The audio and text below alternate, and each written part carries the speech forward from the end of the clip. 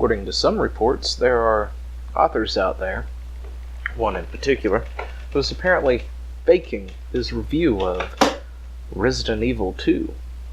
Or, the remake of Resident Evil 2. So, did he fake it? Or is he just stupid?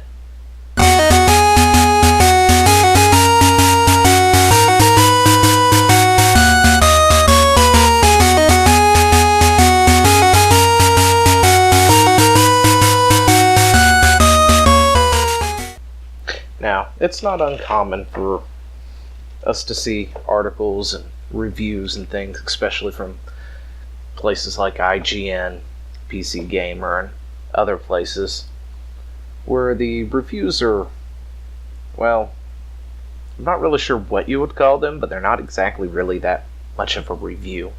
I mean, we've got reviewers out there who apparently are outright faking some reviews, like this guy was accused of doing. You have other people who are plagiarizing their reviews by taking them from, say, smaller YouTube channels, and then claiming them as their own, taking them almost verbatim, clip by clip, and making them as their own, and then getting caught, and then claiming the victim the second everybody goes, wait a second, what the heck? You didn't do that, you took it. But anyway, so seeing a lot of this stuff, it's not unheard of. I mean, when it comes to media, or gaming media, they all seem to share the same boat with the exception of a few. And they all parrot the same thing, they all say the same thing. That's how you get 20-some different articles claiming gamers are dead, because they were in a lot of hot water with gamers at that point, and they just figured, kill off our audience. That seems to be a good, appropriate thing. Save the sinking ship, but whatever. That's them. Anyway, so this guy here has written a Resident Evil 2 review. Resident Evil 2 is a remake, by the way, of Resident Evil 2 with some extra stuff, which is, what I like about remakes is when they add things to it. I mean, it's nice to have an updated graphical version of a game. It's even better when you go the extra mile and add a little extra into it as well. But anyway, so essentially it gets down to this part here, and this is going to be quoted from the original article. I beat the story from Leon's point of view in 8 hours, which felt a little short, but I was excited to fire up Claire's campaign and see the fateful events or evening events unfold from an entirely new perspective. Unfortunately, that's not what we got. At least not when what we should. Whomever you play as in the main game mode, Resident Evil 2 will be largely the same when you finish and switch to the other person. Most of the same events happen, and Leon and Claire take extremely similar paths, meet the same people, solve the same puzzles, and fight the same bosses. This was a bit of a bummer for me. With an editor's note now, this paragraph is inaccurate and is being reviewed, or revised. Or at least that was the editor's note. Now it's been completely revised, and there's a thing underneath stating, this bit has been revised. But anyway.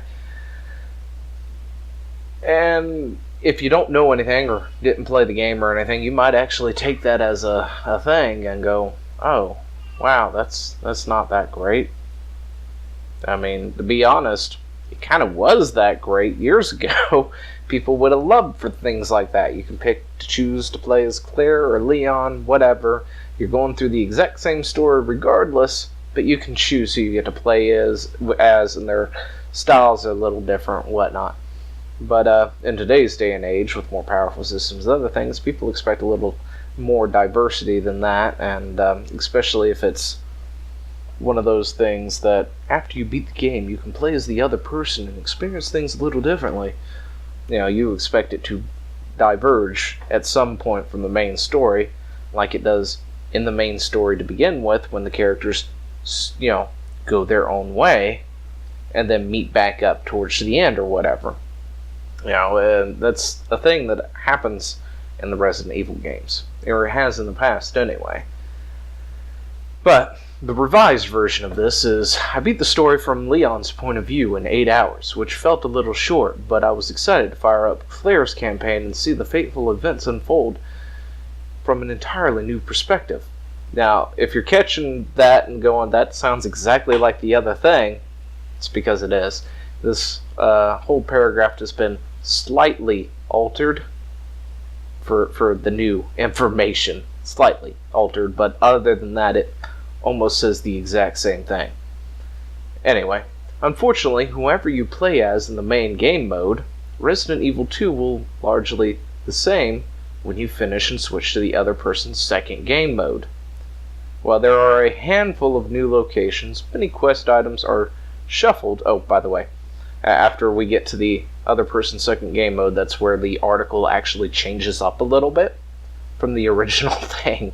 Anyway, while there are a handful of new locations, many quest items are shuffled to new locations, so you need to hunt for them again, and you see more and deadlier enemies sooner in the campaign. Most of the same events happen. Leon and Claire take extremely similar paths, beat most of the same people, solve most of the same puzzles, and fight most of the same bosses the other one did the first time through. So, anyway, has a little bit of a different spin to it there. It's not really a whole lot of a different spin, considering it practically is the exact same thing.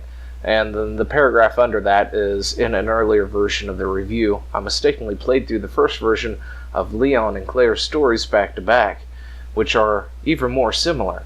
Having now played Leon's second game, I'm still disappointed that there's only marginally more new things to see and do out there.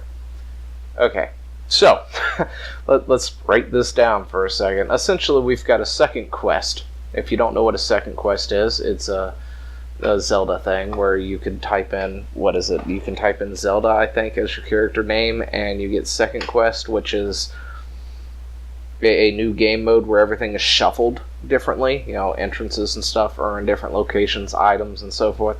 But anyway, or a randomizer at that point. But they raised the score from 8.8 to 9.0, which I don't understand why. When it comes to the grading system of these scores, when it comes to anything, pretty much a 7.0 is mediocre. Anything above an 8.0 is not half bad or pretty good. And if you've got a 10, it's probably a killer game, because they don't know how to mark anything properly when it comes to this sort of stuff. And of course, they want that sweet, gear and other things that come with giving companies good scores, as they will put it. So they'd never dare put something below a 7. And if they've got to criticize something somehow, some way, because for whatever reason, they will find a way to go, this game is bad because too much water, or something, to justify that they're not giving it a 10 out of 10 on its grading scale, when they couldn't find anything actually wrong with it, and go, yep, this game is an 8.5 because of too much water. And if you're wondering what that is, that's a Pokemon reference from I want to say IGN review as well. Anyway, so essentially what happened is this guy played the game and then played it again, and he played the first half of the game twice with 2 different characters. He didn't really fake the review, as people are saying. Oh, he's faking the review. Didn't fake the review, he's just stupid. He had a dummy moment. He mistakenly played the same game twice on the first half and didn't touch the other half. And it wasn't until somebody pointed it out to him that, hey, FYI, there is a second story, and it is actually different. You must have played the wrong one. Then that led to him apparently blocking said person and other stuff, and causing an uproar, which got everybody on to looking at it, going, oh, wait, hey, something's not right here. And then it was forced to come down, be reviewed, or be fixed and then played through the other part and then re-review it for that last little bit. But other than that, the review itself largely is unchanged, other than that paragraph, because he screwed up somewhere.